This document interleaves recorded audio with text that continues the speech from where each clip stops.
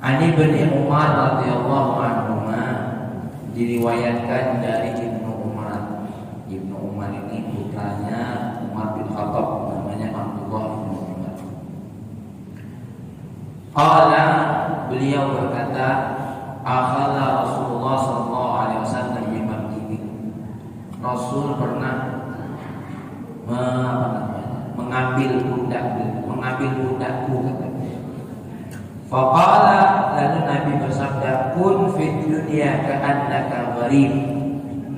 Jadilah engkau di dunia ini seperti orang yang asing. Au abiru sabil, atau seperti orang yang sedang menyeberangi jalan. Wa kana Ibnu Umar radhiyallahu anhu yaqul, kemudian Imam Sayyidina Ibnu Umar berkata, "Idza amsayta fala tantazir as-sabah." Kalau engkau berada pada waktu sore, jangan engkau menunggu waktu pagi. Wa idza asbahta, kalau engkau berada pada waktu pagi atau subuh, fala tantaziril masa, maka engkau jangan menunggu waktu sore. Wa khudh min sihhatika limaradika wa min hayatika limautika. Ambillah kesempatan dari sehatmu karena akan ada sakitmu, wa min hayatika limautika, ambillah kesempatan masa hidupmu karena akan ada mati. Riwayat Imam. Insyaallah kita akan pelajari hadis ini. Satu, ada 3 nasihat. Nasihat tentang bagaimana sikap kita terhadap dunia. Nasihat terhadap kita tentang bagaimana menghargai waktu. 3, nasihat tentang bagaimana kita menghargai hidup, menghargai kesempatan, baik itu sehat ataupun hidup. Pertama, sebelum saya masuk kepada apa yang diterangkan oleh Rasulullah terhadap Ibnu Umar dan apa yang dijelaskan Sayyidina Ibnu Umar kepada kita, saya akan sedikit cerita dulu tentang salah satu manaqib Sayyidina Ibnu Umar. Salah satu sahabat Nabi yang paling kelihatan zuhudnya adalah Abdullah ibnu Umar. Sehingga karena zuhudnya beliau ini tidak jarang, beliau ini setiap kali habis duduk mengeluarkan hartanya begitu banyak. Karena karomnya, karena senangnya beliau berbagi kepada setiap orang. Ada satu cerita ketika Sayyidina Ibnu Umar dalam perjalanan. Ketika dalam perjalanan beliau melihat ada rombongan yang terhenti, tidak melanjutkan perjalanannya, sehingga Abdullah ibnu Umar pun mendapatkan efeknya. Apa efeknya? Ikut macet, tidak bisa lewat. Lalu Sayyidina Ibnu Umar berkata, kenapa itu mereka berhenti kok tidak jalan? Ini ganggu orang lain mau lewat. Kemudian salah satu orang yang ikut beliau ngecek apa yang terjadi. Pas dilihat, mereka berhenti. Kenapa? Karena di depan, di tengah-tengah jalan atau mendekati jalan itu ada seekor singa. Orang-orang takut semua kalau nengok singa. Jangankan singa, dengan raja singa dia takut. Raja singa. Kalau raja singa. Ini singa. Mereka melihat ada singa di tengah jalan, berhenti semua, takut. Tak tahu kalau Allah nengok singa, takut beda. Akhirnya Abdullah bin Umar turun. Apa yang dilakukan oleh Abdullah bin Umar? Jalan sendirian mendekati singa tadi. Kemudian singa tadi diambil kupingnya, dijewer oleh Abdullah bin Umar. Ya, dijewer. Maka jangan sohigo kalau ada yang cak sebelum Abdullah bin Umar. Sanadi jangan cak kion. Melum pacak nyewer ke singa. Ya. Jangan masuk lagi. Abdullah ibnu Umar, ya, ibu-ibu ngambil telinga singa tadi. Apa kata beliau? Minggir, wong nak lewat. Dijewer, diusir pergi. Itu salah satu manaqib Abdullah ibnu Umar. Kenapa? Karena tidak ada yang ditakuti oleh beliau kecuali Allah Subhanahu wa ta'ala. Kita ini jangankan dengan singo, ya, kurang duit baik, aku nengok bini baik, Tapi bukan yang di sini, bukan. Kalau kata Nek Rahman bukan takut ngeci ke badan. Ya, kata Nek Rahman apa? Ngeci ke badan. Tuh, Abdullah bin Umar, bapak-bapak, ibu-ibu ngambil telinga singo.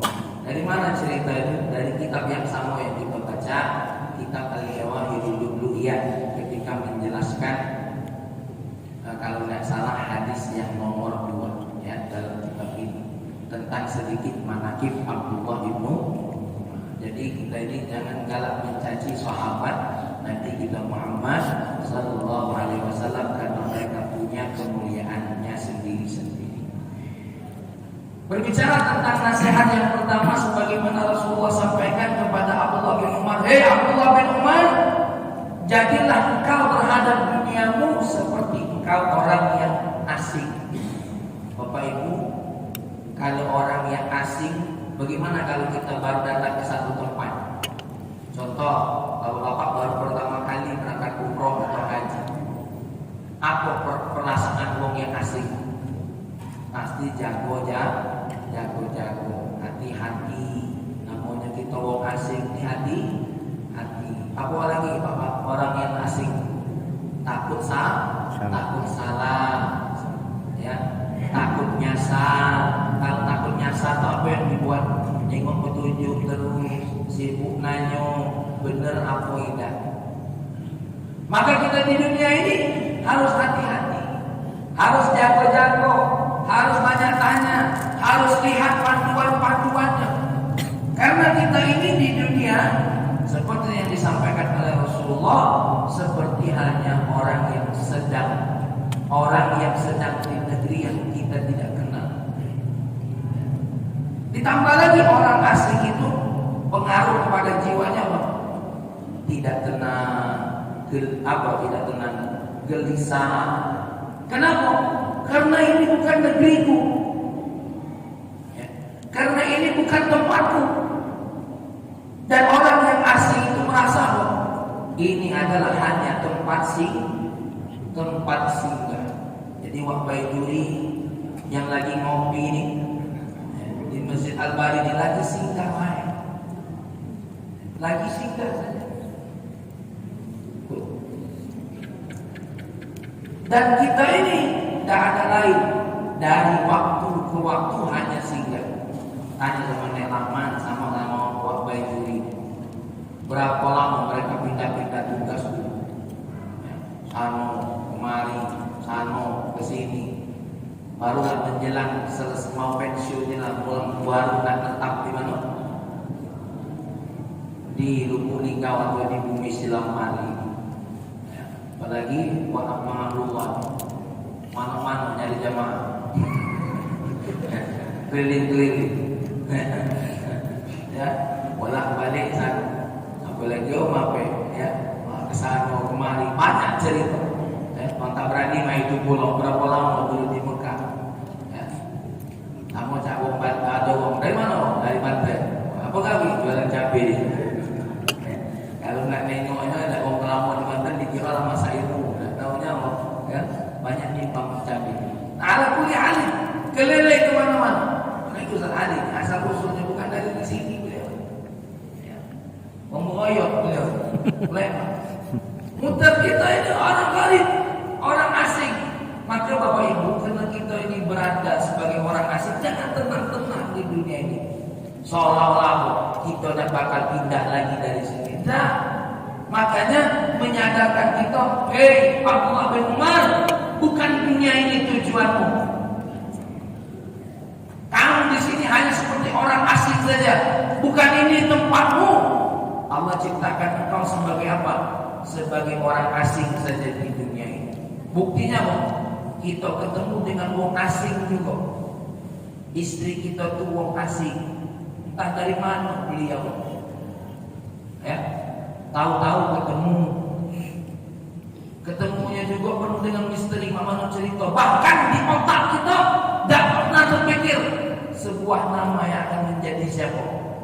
Istri kita. Tak tahu.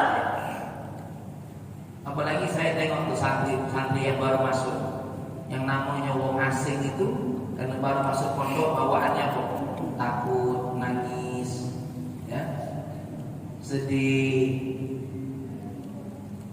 Maka kita ini dinasehati Rasulullah di dunia ini jadilah orang yang asik saja. Lebih dari itu apa kata Rasulullah? Au abiru sabil, engkau ini seperti orang yang sedang nyebrang jalan, baik. Nah, sebelum kita nyebrang jalan itu apa yang kita tengok? Kanan, kiri, ya. Kadang-kadang kita nyebrang di Samo siapa. Yang namanya orang nyebrang jalan, jangan berhenti tengah-tengah jalan. Ini kadang-kadang yang namanya nyebrang jalan, negak rumah tengah jalan. Negak rumah tengah jalan. Wow. Hati-hati. Ini sekedar sedikit menyentuh hukum. Hati-hati yang jualan ngambil posisi jalan. Walaupun jualannya sah tapi berdosa. Tuh. Bahkan kalau punya warung, punya toko, atapnya tidak boleh menghalangi kendaraan yang lewat. Kalau sampai menghalangi, ketika dia masang itu berdosa. Ya. Bahkan dalam ilmu fikih, seandainya Nek Rahman punya rumah berseberangan dua rumah, sebelah sisi di jalan, sebelah sisi di jalan. Nah, dibikinin apa? Jembatan nyambung dua rumah. Itu ditakar tingginya, jangan sampai menghalangi wong yang nak lewat. Ini kadang-kadang masang merek nyentuh mobilmu, tapi bukan di tempat itu, bukan di tempat lain. Kalau di sini insya Allah paling ada sih kok 2, 3, 4, 5, 6, 7, 8, 9, 10. Bahkan naruh lapaknya kalau nggak tutup jalan terus sudah berjualan. Ya. Orang-orang seperti ini khawatir tidak ada keyakinan dalam imannya. Ibu-ibu kalau ngomong pondok, Gontor itu dulu tempatnya nyempil. Mak ini dikenal orang. Mungkin Bapak Yuli tahu cerita hari salah. Dulu udah kakek kok nggak lewat situ. Ya. Tapi tidak usah khawatir. Kalau aku yang kita bawa di Mutiara, pasti kau akan tahu suatu saat. Akan tahu suatu saat. Apalagi ibu-ibu. Ibu-ibu itu tahunya apa yang tersembunyi dalam kantong bint laki. Kenapa? Ada mutiara di situ. Minimal ada kresek-kresek. Makanya walaupun sedalam apapun kantong lakinya terus dicarinya. Ya, tuh. Ya tidak perlu nampaknya kalau begitu kan. Disembunyikan metal. Makanya bapak-bapak pernah satu suami lagi ngopi, bininya nanya, "Kak, ini duit apa?" "Duit sial," masih lakinya. "Kok bisa?" "Iya lah, disimpan masih ketahuan." Nah, itu namanya duit sial. Nanya pula bininya, "Kak, ini duit apa?" "Duit sial." "Apa Kak duit sial?" "Iya lah, aku simpan baru ketahuan pula oleh kau." Tahu baik itu lebih tajam daripada hidung kucing. Mulai dengan curhat, tidak memang kayak dunia. Nah ini kita ini abir sabil. Sampai ada sebuah hadis Nabi mengatakan apa? Ad-dunya qantara. Dunia ini sekedar jembatan. Jembatan dari mana? Jembatan dari kehidupan sementara menuju kehidupan yang sesungguhnya. Makanya kita ini jangan lupa baca inna lillahi wa inna ilaihi raji'un. Kenapa hidup kita ini tidak lepas dari musibah ke musibah? Tidak lepas dari musibah ke musibah. Contoh ya, musibah ke musibah atau ujian ke ujian. Contoh, habis ngaji ini tidak lepas kita ini dari dulu sampai ke WC lagi. Maka ujungnya ke WC, minum ujungnya ke WC, pergi ke Palembang mampir ke WC, walaupun tinggalnya di hotel mewah ke WC, makan restoran mahal ke WC, walaupun yang dimakan tuh apa keluar duit 2 juta, 3 juta, ujungnya itulah dunia. Habisnya dua, badan yang makanan yang kita makan tuh dua. sikok ke WC, sikok ke tenaga yang habis dipakai. Itulah dunia. Ya. Seperti umur-umur itu. Tetap walaupun gagah, ujungnya jadi kenangan juga. Jadi kenangan kan ujungnya. Makanya yang perlu kita tanya waktu kita lewat itu apa yang kita tinggalkan. Maka dalam hadis Nabi Rahman Sani, berpahala besar kalau ada orang lewat jalan, nengok ada batu atau ranjau, diambil, dibuang. Kenapa? Walaupun orang tak banyak lihat, tapi Allah lihat. Ini kita nyebrang main. Apalagi dari waktu ke waktu kita nyebrang. Inilah dunia, tempat kita nyebrang. Terserah umurnya berapa baik. Ada yang mungkin 65 nyebrang, 65 tahun. Ada yang nyebrang selama, tergantung seberapa panjang jembatan yang disuruh lewat. Kalau jembatannya cuma sepanjang 40 tahun, habis selesai lewat jembatan, selesai. Kalau anaknya Pak Ridwan Kamil tinggal umur berapa Pak? 23. Berarti jembatan yang diperintahkan oleh Allah lewat cuma 23 tahun. Ini Nabi bersabda, "Ad-dunya qintara fa'buruha." Kalau kita tahu ini jembatan, lewatin. Wala tu'ammiruha, jangan membangun apa-apa di jembatan.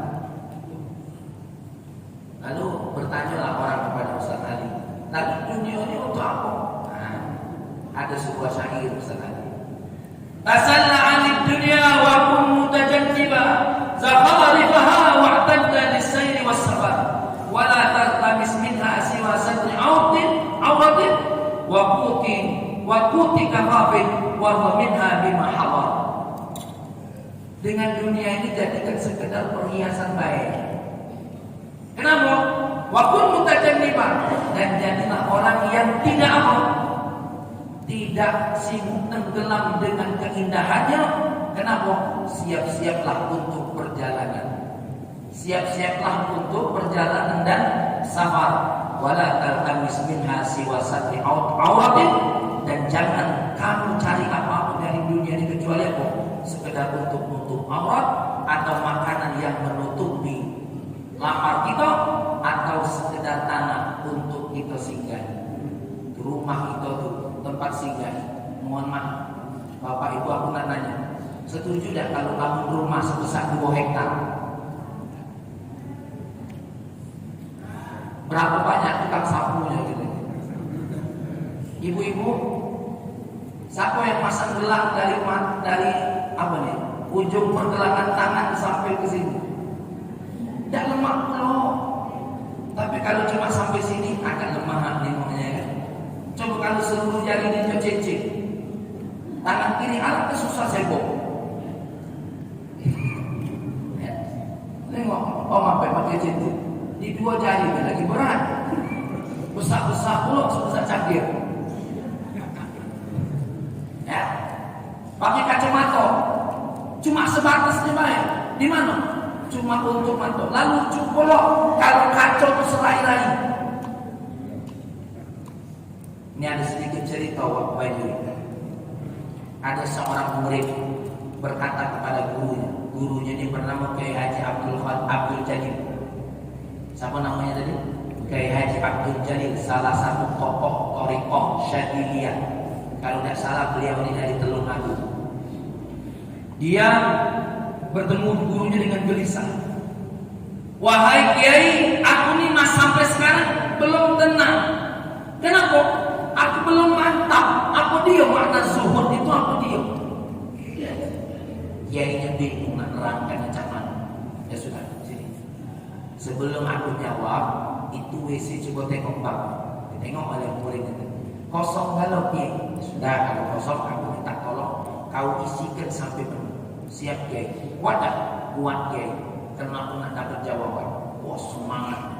Ngisi bak dan sampai penuh Ustaz Ali. Ya, menjelang maghrib, Kiai alhamdulillah sudah selesai. Capek. kecapean kiai, tapi semangat pengen dapat apa? Pengen dapat jawaban. Ya sudah. Sekarang kau mandi di WC yang kau isi. Siap kiai. Dan habis maghrib ketemu dengan aku. Baik kiai, semangatnya mandi. Nah ya, mandi sebaik mungkin. Siap kiai.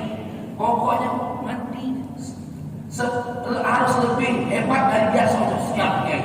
Mandi, bersabun, bersihkan gigi, pokoknya sampai pakai minyak wangi. Itu berulang kali saya ingat temu dengan kiai. Terus maghrib ke rumahnya kiai, kiainya bilang sudah siap, sudah masuk, sudah mandinya sudah. Tadi Pak isi penuh dan Pak isi penuh. Sekarang saya tanya, waktu kau mandi tadi habis tak isi Pak itu? Tidak kiai.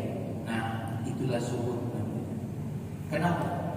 Isi bak sebanyak itu kita tak makin lagi. Hah? Tidak makin lagi. Wong lain juga makin. Nek Rahman nyari rezeki, Ustaz Ali nyari rezeki, Mang Tabrani nyari rezeki, dan juga makin lagi. Siapa makin? Istri, anak-anak, keluarga kita, dulur gitu. Maka kita dengan dunia ini tidak ada lain cuma makan secukup. Ibu-ibu ada berapa telpung di rumah?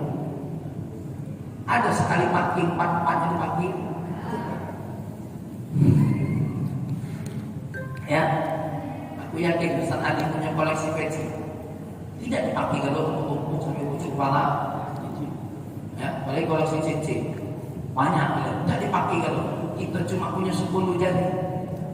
Kita punya sampai 60 sampai 50. Alat ketujuhnya kalau kaki kita pakai batu cincin puluh. Kuping kita cuma 2. Makanya alat keserakannya memakai anting-anting dari ujung kuping ke ujung kuping. Subhanallah. Maka ibu-ibu dimuliakan oleh Allah, sehebat apapun kita ngumpulin dunia ini, tidak akan terpakai. Kadang-kadang terpakai untuk apa? Untuk hal yang lain. Makanya dengan dunia ini, dari sini kita belajar. Pakai secukupnya, sisanya jadikan jalan ibadah.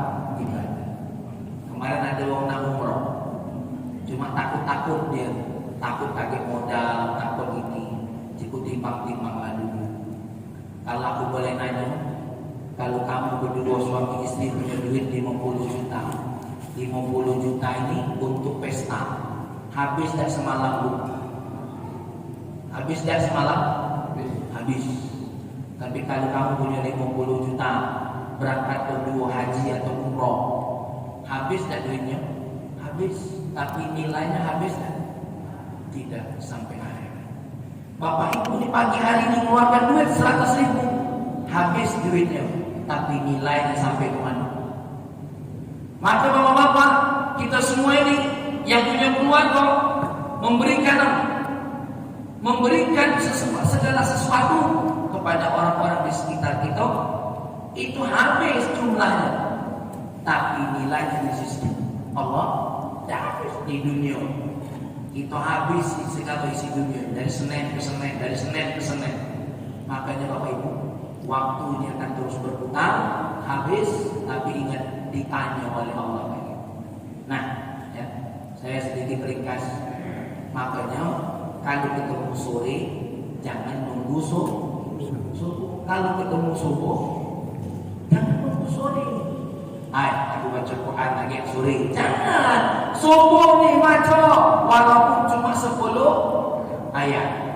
Aku nak sedekah ke siang. Jangan. Masih ketemu subuh. Sedekahlah subuh ini. Dia ngejuk kue. Ini ngamalkan hadis. Apalagi ngebungkus ustaz. Lebih mantap lagi. Tuh, subuh ketemu sore, jangan nunggu besok. Sempatkan. Aku nak sholat sunnah qobliyah maghrib. Cuman kalau besok maghrib. Jangan mumpung ketemu. Mumpung ketemu. Apalagi kita ini punya sehat. Ini kadang-kadang mohon maaf, ada orang kagak nunggu lagu. Jangan bulan tua. Iyo kalau sempat, kalau tidak, naudzubillah sama naudzubillah minna. Baiklah, poin yang kedua, ketiga, mudah-mudahan kita akan bahas pertemuan yang berikutnya. Amin. Cuma sebagai bentuk sedikit Muharram ini, mumpung ketemu Muharram tahun ini, lakukan 4 hal. Kalau baca 1, puasa 1 bulan Muharram. Kenapa kata Nabi? Wa afdhalus siyam ba'da shaumi Ramadan syahrullah Muharram. Sebaik-baik puasa setelah puasa Ramadan, puasa Muharram 1 bulan penuh. Kalau kuat, ini riwayat Muslim. Kalau kuat, kalau tidak kuat, ya puasa Asyura, puasa tanggal 10 Muharram. Riwayat Imam Ahmad dari Abi Qatadah disebut dalilnya. Kayak gitu udah kasih dalil. Ustaz abal-abal kasih dalil. Ini bukan abal-abal, ada dalil. Riwayat Imam Ahmad, su'ila Rasulullah an shaumi yaumi Arafah, tentang puasa yaum Arafah, menghapus 2 tahun, kafaratu sanatain. Wa su'ila Rasulullah an shaumi yaumi Asyura, tentang puasa Asyura berapa? Kafaratu sanah, menghapus 1 tahun. 1 tahun ke depan apa 1 tahun belakang? Riwayat yang lain mengatakan apa? Yukaffiru sanata ma qablahu, menghapus 1 tahun yang lalu. Kalau yang Arafah 1 tahun yang lalu, 1 tahun yang akan datang.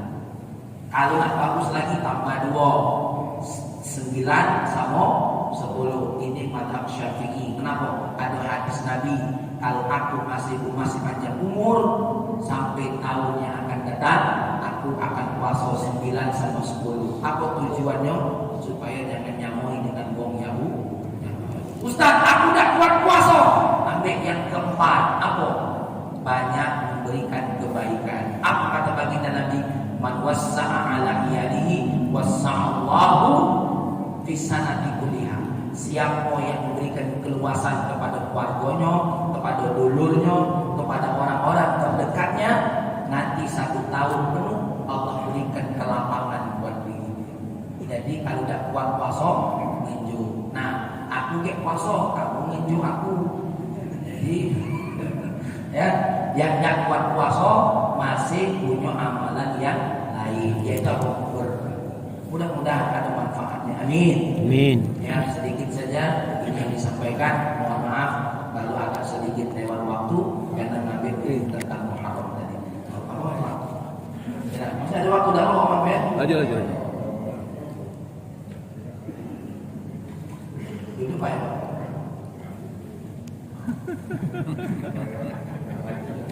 Oh, ya. Assalamualaikum warahmatullahi wabarakatuh. Pak Ustaz, tadi kan ada hadis, jadi saya ingin bertanya mengenai masalah hadis ini Pak Ustaz. Kira-kira mencermati hadis yang sahih, karena kita mungkin semuanya pernah mendengar kalau kaki kita meninggal, yang pertama-tama dihisab adalah masa sholat. Kalau sholat yang benar, baik, tapi nilai-nilai. Kalau udah sedangkan saya termasuk sering itu maka YouTube Ustaz ini. Jadi di situ ada pendapat mengatakan tidak seperti itu.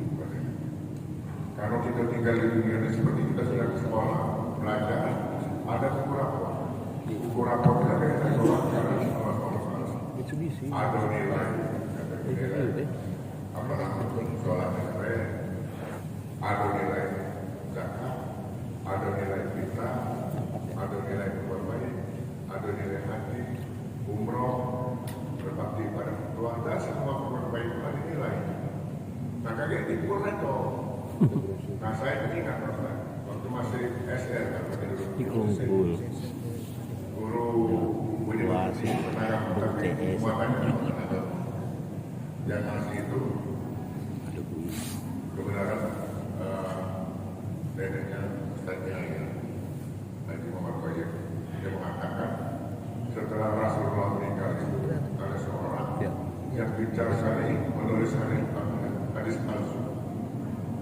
berdarah beda, namanya itu Abdullah bin Saba. Nah, jangan-jangan ini berjalan dari itu. Jadi dari untuk si baca itu, pokoknya sholat di sholat, yang lain terus kita kerjakan semua berbuat baik. Tadi baca Allah. Jadi jangan takut, baik sholat tidak ada usul, nah berapa mana boleh kan? Belum menghasilkan, belum mengajarkan negatif dan seterusnya. Demikian, terima kasih. Waalaikumsalam. Baik, Abdullah ibnu Mubarak, tadi panjang jawabannya. Pertanyaan ini nanti satu SKS ini jawab. Abdullah ibnu Mubarak berkata, al-isnadu minad-din, sanad itu bagian daripada agama. Laulal isnad la qala man syaa ma syaa. Yang namanya sanad itu bagian daripada agama. Urusan agama harus dengan sanad. Kalau tidak ada sanadnya, orang akan berkata apapun sekedar. Contoh, aku mengutip omongan Wak Baijuri, padahal Wak Baijuri tidak ngomong, tidak boleh. Apalagi dalam surah Al-Hujurat, di mana Allah Subhanahu wa taala berfirman, ya ayyuhalladzina amanu in ja'akum fasiqun binaba'in fatabayyanu.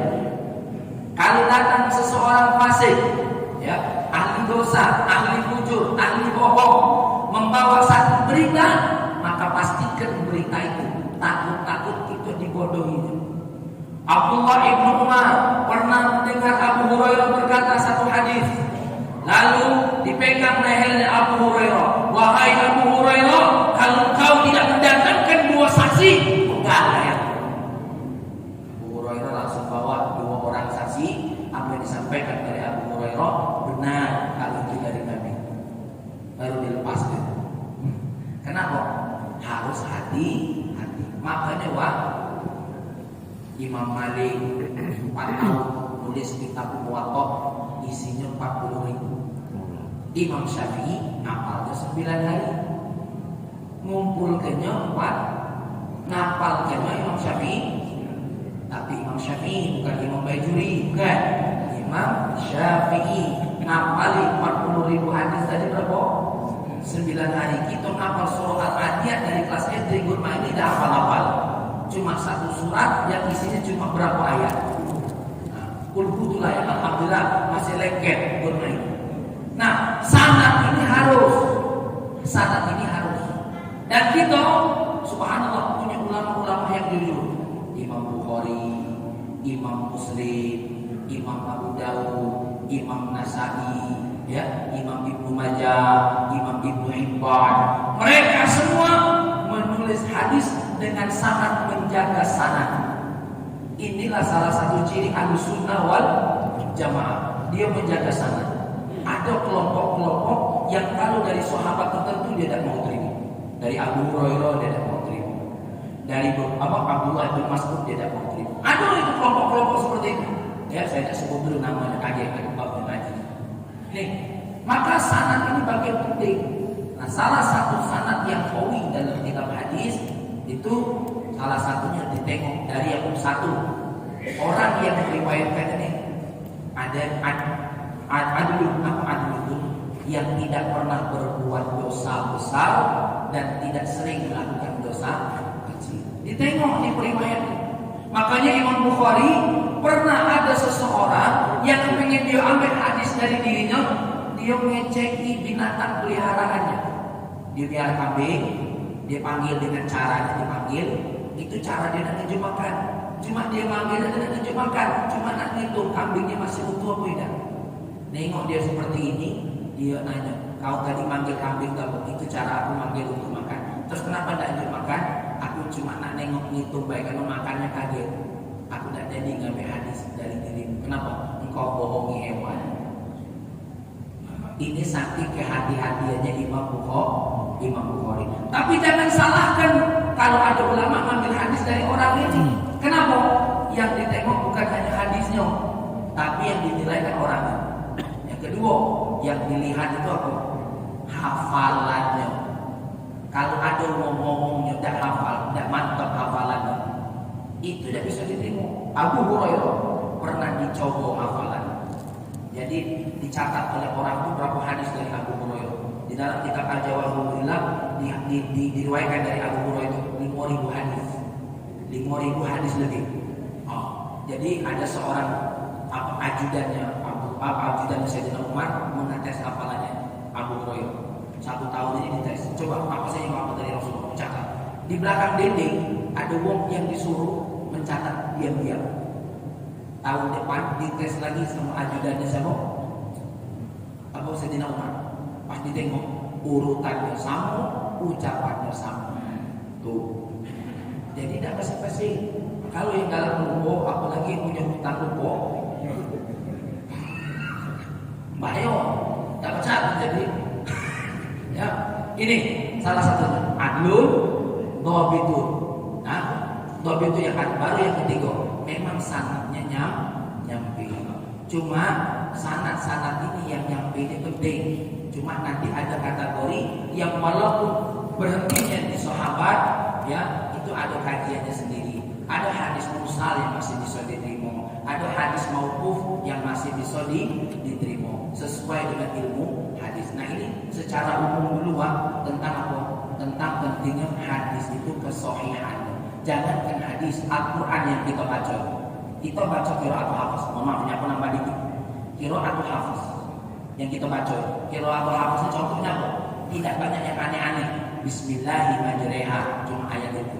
Surat Yusuf atau Yunus, la ta'manna Ismail ada di situ. Ada sakta 4 tempat. Sakta 4 tempat. Ini Hafiz ini riwayatnya dari berapa? Aku sebutkan riwayatnya biar kita tahu sedikit-sedikit. 1. Hafiz ngambil dari siapa? Dari Asim. Asim ngambil dari siapa? Abdurrahman bin Hubayb. Abdurrahman bin Hubayb ngambil dari siapa? Ngambil dari 5 sahabat. Siapa 5 sahabat? Utsman bin Affan, Ali bin Abi Thalib, Zaid bin Thabit, Ubay bin Ka'ab, sama siapa? Satu lagi Mu'adz bin Jabal. Ini riwayat Imam Hafiz. Nah, kita ini dari guru ketemu. Ya, dan rata-rata di Indonesia ini riwayat Imam Hafiz ini diambil dari jalan Thariq Asy-Syatibi. Imam Syatibi ini contoh. Jadi kita ini baca Quran harus tahu riwayat dari siapa. Riwayat Abu Umar dari siapa? 1.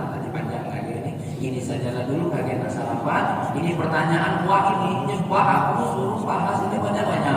Sedangkan ini perutnya nggak Tuhan kalau inti jawab memang sanad itu penting. Tapi apa yang diambil oleh ulama itu jujur. Ini hadisnya dhaif. Makanya hadis dhaif kalau untuk amalan tidak jadi masalah. Tapi kalau untuk hukum tidak bisa jadi sandaran. Kenapa? Yang dhaif itu masalahnya ada di sanadnya baik. Pertimbangannya ini dan ini. Nah, oleh karena itu kita kenapa perlu ulama seperti Imam Syafi'i, seperti Imam Abu Hanifah? Karena mereka tuh hafal kalau hadis itu. Sedangkan kita ini siko hadis yang sebelum khutbah itu pun juga lama kita terjemahnya. Nah ini ya, jadi memang perlu belajar dan untuk seumuran kita ini kadang-kadang kenapa pentingnya ada yang ngaji dari kecil? Inilah agar tahu lagi tentang isnad dan riwayat-riwayatnya. Mudah-mudahan ada manfaatnya. Mohon maaf. Ya Allah, shalli wa sallim ala sayyidina Muhammad wa ala ali sayyidina Muhammad. Ya Allah, ya Rahman, ya Karim, ampuni dosa kami ya Allah. Jadikan kami orang yang berpegang teguh dengan para ulama ya Allah. Moga-moga apa yang mereka sampaikan ya Allah adalah semuanya kebenaran ya Rahman, ya Karim. Mereka-mereka lah yang akan bertanggung jawab di hadapan-Mu ya Allah. Kami ikut mereka ya Allah, karena kami tak hafal hadis, kami tak hafal Quran, kami tak ngerti asbabun nuzulnya ya Allah. Maka dengan berimamkan kepada salah satu dari 4 mazhab tadi ya Allah, menyelamatkan kami dari sisi sanadnya Rabbana. Rabbana atina fid dunya hasanah fil akhirati hasanah wa qina adzabannar. Alhamdulillahirabbil alamin. Assalamualaikum warahmatullahi wabarakatuh.